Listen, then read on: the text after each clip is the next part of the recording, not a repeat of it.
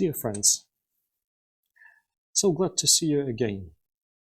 And this time we're going to discuss a contemporary author. His name is Tikhon Shevkunov. And the short story we're going to discuss today is actually an oxymoron. The story is called His Eminence the Novice. The novice cannot be called His Eminence or Your Eminence. By default, a person who is becoming a monk or who is approaching in general the status of a monk he cannot be an archbishop, and Your Eminence, you can only address an archbishop or metropolitan as that. So what is that contradiction about? This is so very interesting to see. And one more thing is, in this contemporary short story, we will see the traditions of Russian authors that we discussed during this course. We will see the attitude of a person to a person that we saw in the books by Mikhail Sholokhov. We have seen, we will see also here the ideas that we discussed in the books by Pushkin, specifically in the short story called The Blizzard. And I'm happy to point out these specific ideas in this text. So, the author is still living. His name is Tikhon Shevkunov. As you can see, he is a clergyman, and this day he is a metropolitan of Pskov area. And his book is actually called Everyday Saints and Other Stories. It was published in 2011, and on the slide you can see the way it looks in Russian. We're going to discuss a short story from this book that is called His Eminence the Novice. And in my opinion, this is one of the best short stories of the book and of the contemporary time. It is religious without being too religious. It shares spiritual experience without being too radical. And it is open for everyone, whether he is religious or not. So, the book starts with describing the main character of this book, a person who died not so long ago, a person whose life coincided with great historical events in the history of our country. And the main character is Bishop Basil from Rodzyanko family. So let's start reading. The Russian Bishop Basil Rodzyanko died on September 17, 1999 in Washington, D.C. In reality, Bishop Basil had simply been waiting for this moment to begin a journey for which he had been preparing his whole life. Indeed, Basil often spoke about it, but no one seemed to understand. His interlocutors preferred to ignore it, or to express their sympathy by saying, "Why, Vladyka, this is what Russians call their bishops, an affectionate word meaning sovereign, master, or your grace. You have a life ahead of you, God is merciful." But the bishop himself looked forward to his journey onward with impatience and with lively interest. Dear friends, this is a very interesting insight into the view of life and death of a Russian Orthodox priest. Death for him is not the end of his existence. It is a journey from this reality to hereafter. The fact that we do not know what hereafter is, for religious people, is not a reason to be afraid of it, and the Bishop Basil looked at it as a way of transferring from one reality to another one. And you can see that he is a bishop of Russian Orthodox Church that is abroad. And after the formation of Soviet Union, and accepting atheism as the main doctrine in Soviet Union, the Russian Orthodox Church abroad remained the only and probably the main way of continuing the Orthodox faith. And there were several areas where Orthodox Church was especially active. One of them is England, another is United States. And that's why Bishop Basil was a bishop of Russian Orthodox Church in America. On the slide, you can see his portrait. And it is interesting how his face reflects the attitude that was described in the previous slide. At first, he came to Paris to his spiritual father, Archbishop John Maximovich. Then he was sent off to London to serve at the Serbian Orthodox Church. While in London, he began to host religious programs on the BBC Russian language radio service. And through this program, many generations of citizens of the USSR learned something about God, about their Holy Orthodox faith, and also about the history of their church and their country. An important mission of Bishop Basil was to broadcast on the BBC in Russian language for all the Orthodox believers. And he was lecturing on the traditions, on the religion itself, and in its connection to the history of Russia. And this is a very important piece of information. Please don't forget what we see now on the slide, because this will have an important role in the end of the short story. You have to imagine a bishop sitting in front of a microphone and talking to people he cannot see. Is there any use in doing so? Do people listen to him? You can't know. You can't really know, because there was an isolation between Russia and England at that time. It was called Iron Curtains. And there was almost no feedback coming from Soviet Union. So basically he was talking to microphone, and only maybe in the end of his life he will know whether he did it in vain or not. Now, it is important that after his wife died, he was pushed to become a monk. And as long as you are a monk, you can become a church hierarch, a bishop or an archbishop. And that's what religious authorities wanted him to be. So, please have a look at the slide. However, right before taking the monastic vows, a future monk asked his spiritual father, Metropolitan Anthony of Surosh, an unexpected yet heartfelt question. Well, Your Grace, I will now receive the monastic vows from you. I will undertake for the Lord God and His Holy Church the great monastic vows gladly. As for the vow of chastity, I totally understand what it means. I fully accept the vow of poverty as well. All the vows related to prayer are also perfectly clear and acceptable to me. But as for the vow of obedience, here I can't understand anything. Why do you think that he can't understand the vow of obedience?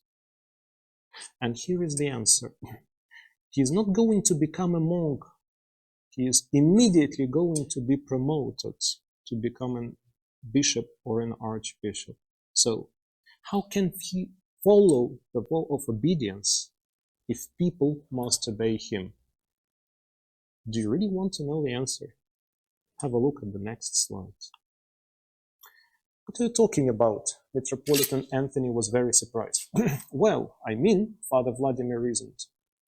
Instead of starting me out as a simple monk, you are immediately making me a bishop.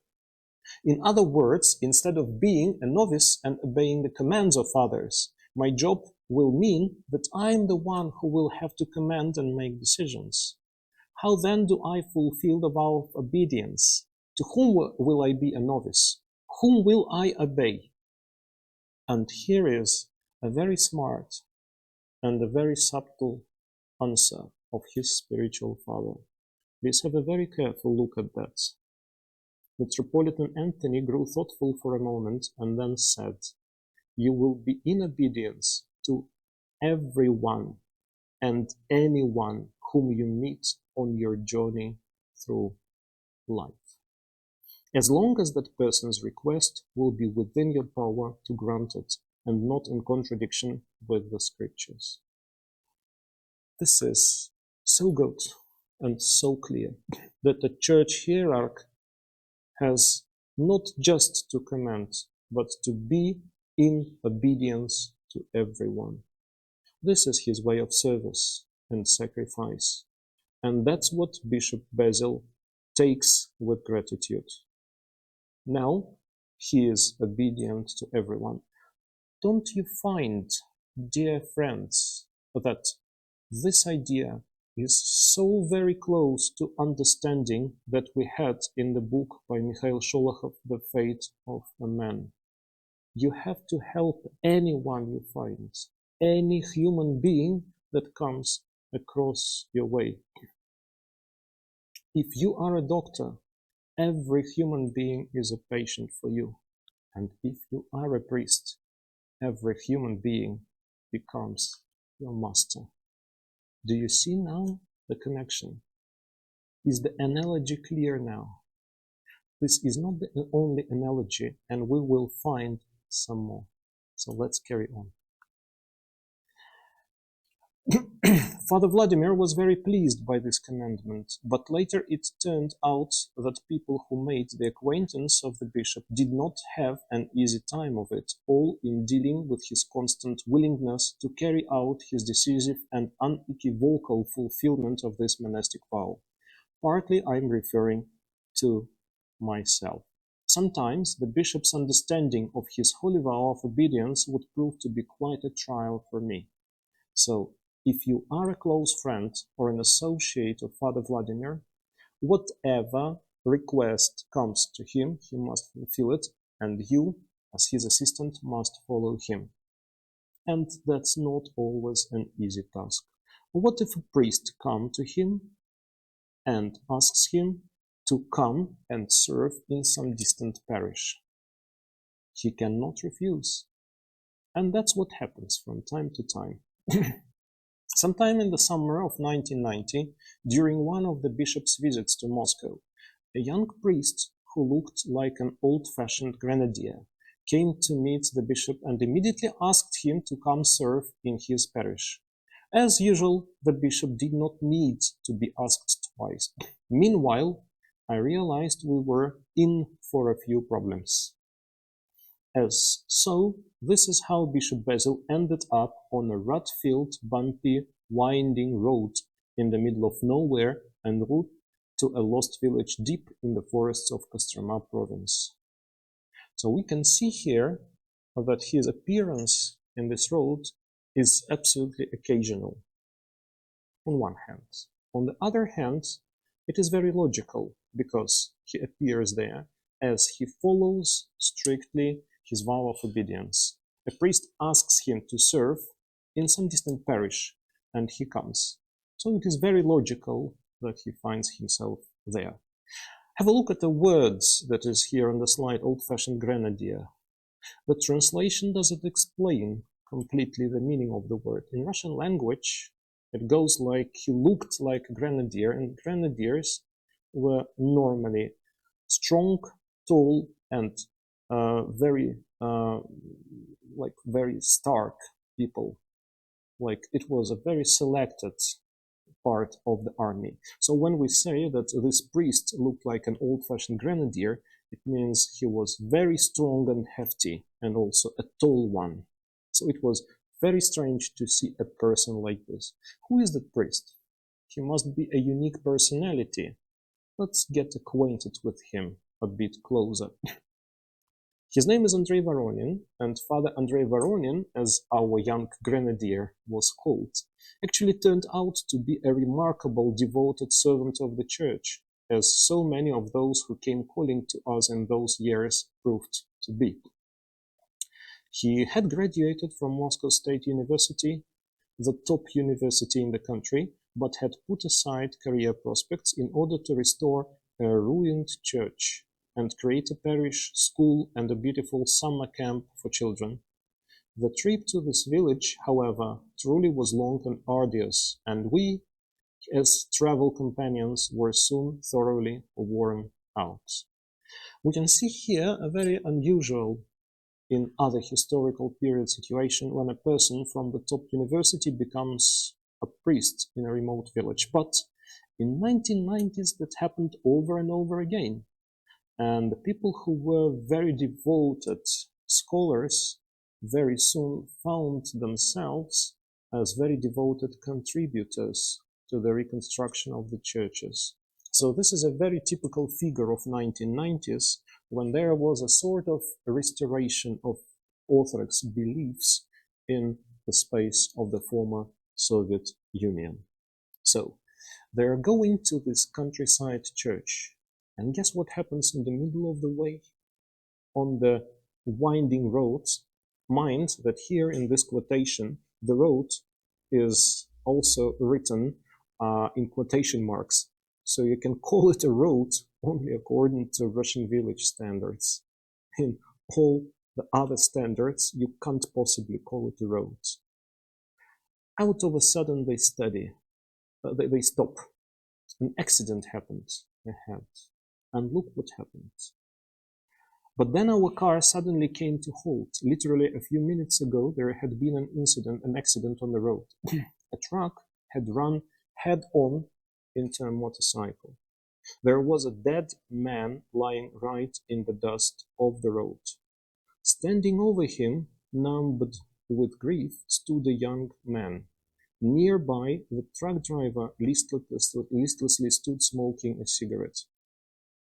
The bishop and his companions hurriedly got out of the car. There was already nothing that could be done to help. This cruel senselessness of how sometimes things are in the life of this world, this awful picture of irreparable human grief, depressed all of us who happened to be there at that minute on the road. Could any help on behalf of Bishop Basil be provided here? And the answer is yes. The young motorcyclist, clutching his helmet in his hands, was weeping. The dead man had been his father. The bishop embraced the young man and said, "I am a priest. If your father was a believer, I can say the necessary prayers for him." Yes, the young man began to cover from shock. "Please do whatever is needed. My father was an Orthodox believer, although he never used to go to church. They got rid of all the churches around here, but he used to say that he did have a spiritual father, so please do whatever is required." They were already taking the necessary ecclesiastical vestments out of the car. Dear friends, how come there are no churches in the area? They were all destroyed in the years of Bolsheviks, but this person had a spiritual father. Can you possibly guess where did he get a spiritual counselor in the area with no churches? To know this answer, the characters of this story had to come all the way to this road to face this human grief. But now they will know the answer. The bishop could not restrain himself and gently asked the young man, "How did it happen that your father never went to church and yet had a spiritual father?" "It just happened that way.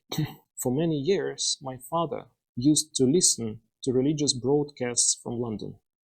They were made by some priest named Rodzyanka. And my father considered this priest his spiritual father, even though he never saw him once in his life."